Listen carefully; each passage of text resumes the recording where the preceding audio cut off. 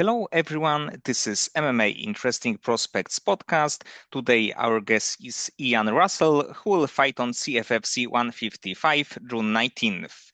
Hello, Ian. How are you? Good. Thanks for having me. I really appreciate it. Thank you for accepting the invitation. And if you can tell me, because you will fight for light heavyweight title in a really, really big regional promotion in just your third pro bout. So if you can tell me, how excited are you that you earned this kind of opportunity? It feels amazing. A really big shout out to my manager and coach, Ron Kessler, and his partners with his managing team. They find the best fights, and I think we were having a little bit of trouble finding me a second fight because my very first fight I fought I think he had like 12 fights or something like that. And so after that, it was kind of hard to find guys that were willing to step up.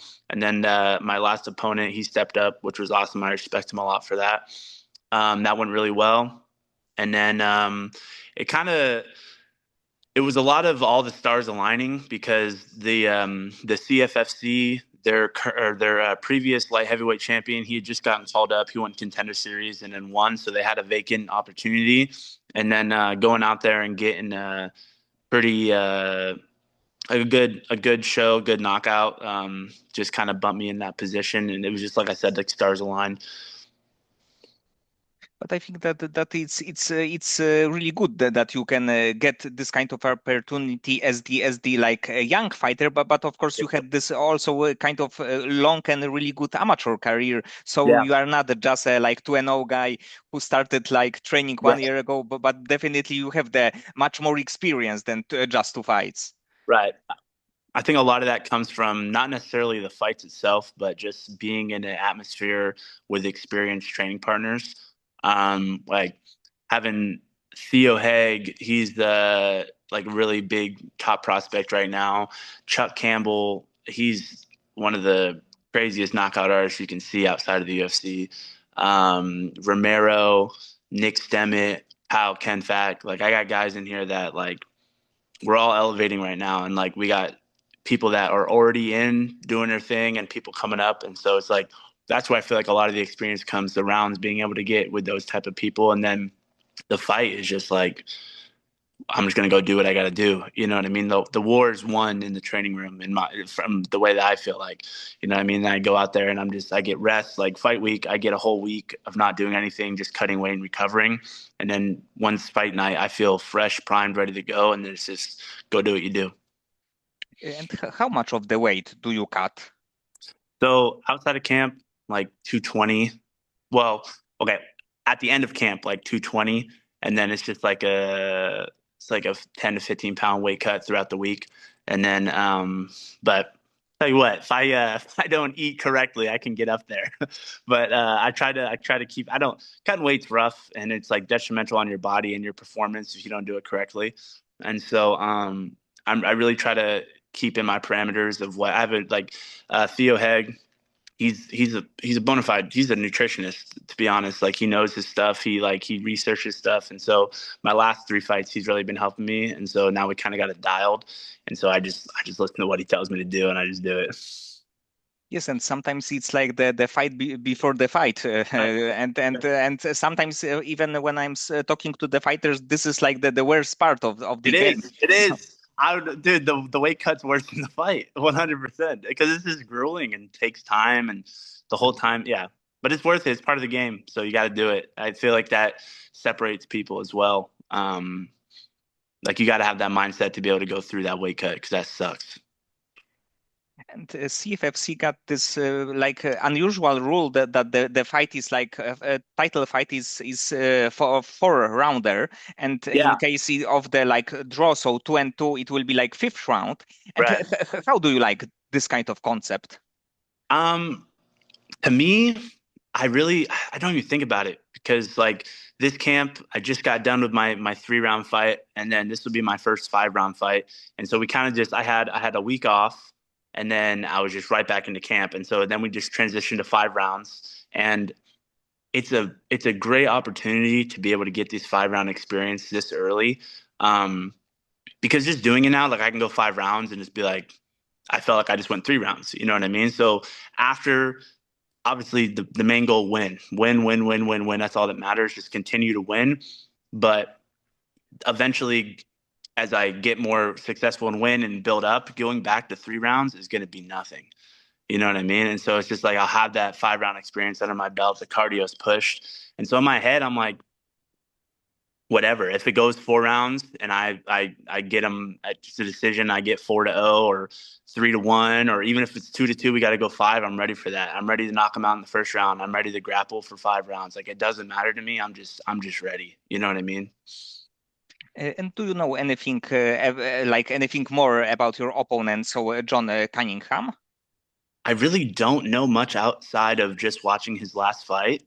I watched all the fights that he has on YouTube, and then like I like looked on his Instagram the first like time that like I saw his name or whatever like that. But outside of that, it's literally just like I respect the guy so much, and he's tough, and he's this and he's that, and it's going to be a fight. Anything can happen. You know, one punch. We're big guys. One punch can change anything, and so it's never.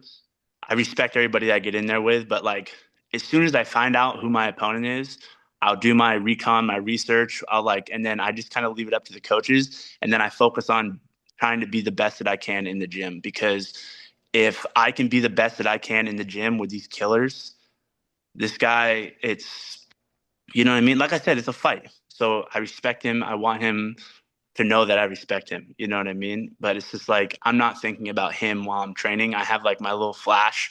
Like I walk into the cage for sparring and I visualize him standing across from me. Like I know exactly what his face looks like. I know the way he likes to move before his warm ups. Like I know all this stuff. So I'm visualizing it as it goes. But as soon as that buzzer goes, I'm trying to best my training partner, because I know this guy's skilled. This guy's really good. And so in doing that, I'm just building myself so I'm ready for that. And I'm not overthinking particular things on my opponent. I'm just doing it in the moment. And you train in AKAs, so just like legendary gym. And Yes, if sir. you can tell me how great is to be in place that had like Daniel Cormier, Cain Velasquez, Luke Rockhold, Khabib Nurmagomedov, so many like legends of the sport. It is unbelievable, man. It is unbelievable. Like I've always wanted to come to AKA. Like I started training in the middle of 2022. And literally I had my first amateur fight like 8 months after I walked into a gym for the first time. And I literally called. I was living in Fresno, in another part of California, and I called AKA. And I was like, "Hey, what does it take to get there?" Like, I don't know. That was just like my goal to get here. And the stars aligned, and I'm here now, and it's just unbelievable, man. Like the coaches that we have here have seen the best of the best, and not just the best of the best like champions, but like renowned goats love the sport. You know what I mean? So they know what it takes. They know the type of training it takes to get there. They know the mentality it takes to get there. They know everything. And so it's like they have the blueprint. I just have to put in the work to make it possible for myself. You know what I mean?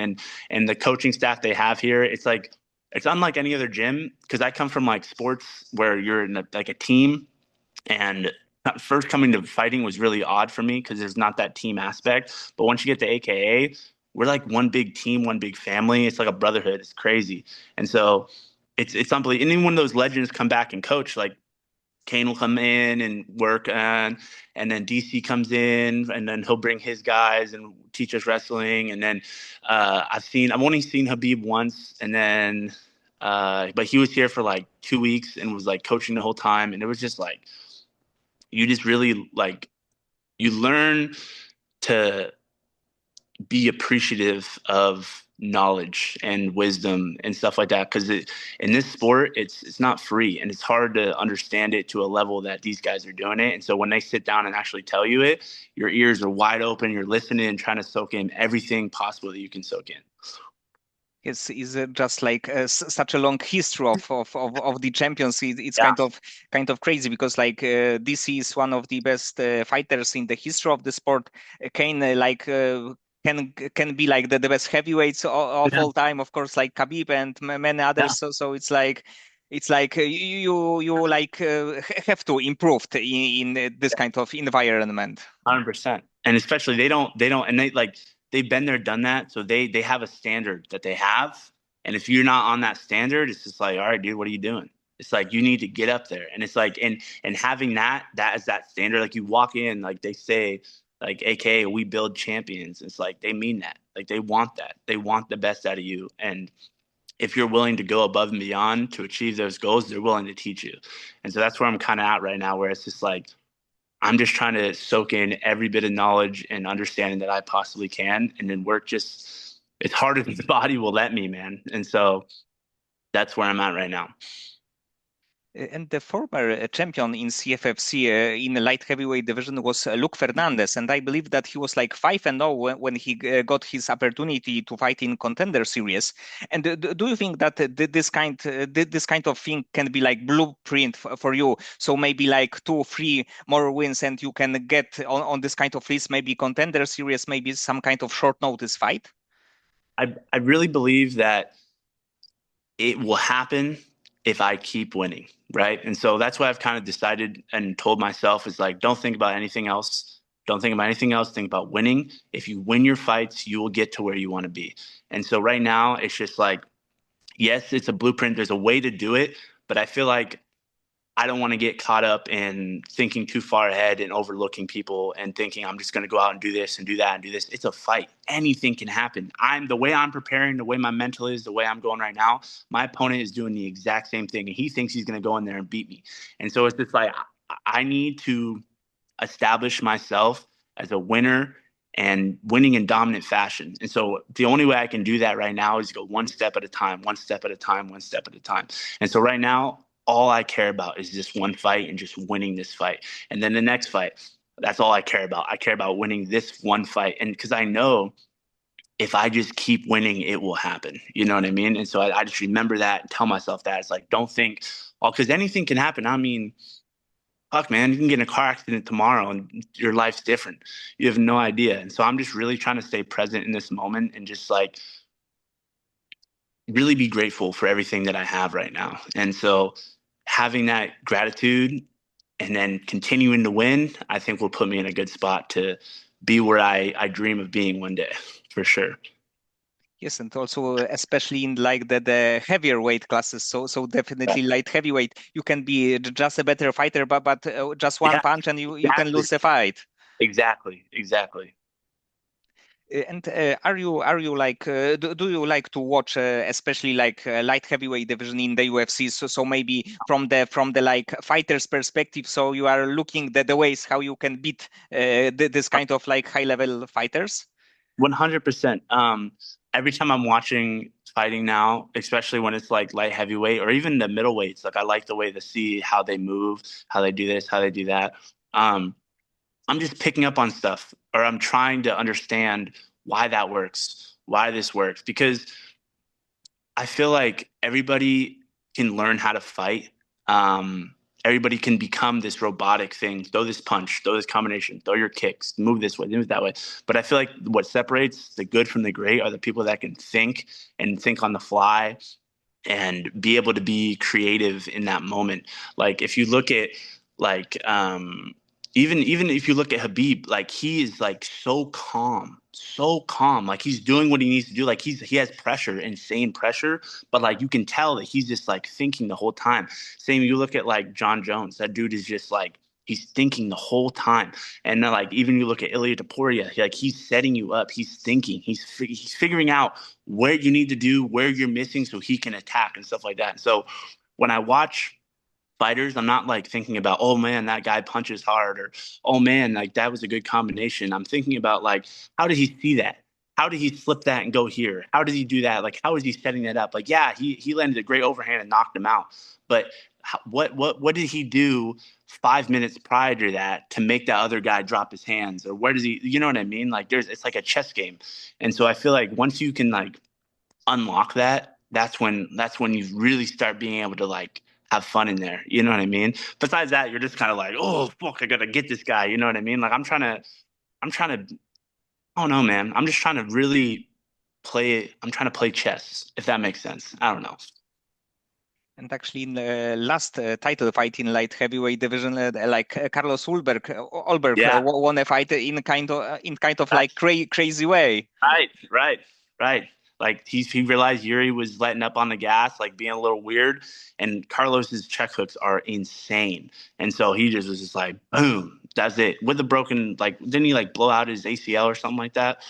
It's crazy, crazy. And will you watch like big UFC card, so UFC Freedom card in White House? Yeah, no, definitely. I try to get all I'm a fan of the sport at the end of the day. Like that's what got me into fighting. I started watching fighting and I was like, "Oh, this is pretty cool." Like I'm a fan of the sport. And so I love watching big cards. I love watching even the undercard I'll watch sometimes as long as like now I'm kind of to the point where it's like I watch my weight if it's on the undercard. Like if I see an 85er or 180, not saying I'm gonna fight 185, but if I watch a 185er or a 205er, like I make sure to like tune into those fights just to see what's going on, just to see like they'll watch that. Then I'll look at myself and be like, okay, what do I need to do different? What are these guys doing better than me? What are they like? How are they looking in there? Like, you know what I mean?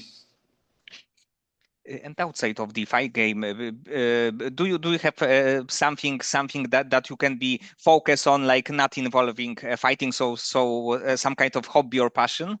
Oh, definitely, definitely. So I live about like 50 minutes away from the gym, and so every day when I leave or on the weekends or something like that, like I live this is the gym's in the city and I live out in the woods basically. And so once I get out of the city, my whole everything changes. Like I'm outside, I'm playing with my dogs, I'm hanging out with my woman, I'm just doing like family man stuff, building stuff. Like I love like my nickname's like the carpenter, like I love building stuff. I enjoy gardening. I enjoy just going on hikes, camping, fishing, all that kind of stuff. And so, like, I feel like I have two modes, right? I have fighting mode, training mode, where I'm in it. Like, I'm 100% dedicated to this. And then when I can get home and I can just relax and I can just be, um, I don't want to say one with nature, but I love nature, man. I really do. I love getting out into the trees and the woods and the rivers and the lakes and the ocean. And that's my like outside of hobby from fighting for sure. So definitely it's very good for your head, because like living Yes. in a city with a lot of people can be like super stressful. And Yeah. when you can like switch off and be just outside, it's definitely good for your mind, and it can definitely help you with battling with some like stressful situations. Yes, sir. Okay, Ian, so many thanks for the time and for conversation. I hope that you will win your next fight, and you will get some big fight after this. So maybe title defense, maybe some other kind of big fight. Yes, sir. Thank you so much. I really appreciate this. This was really cool. Thank you.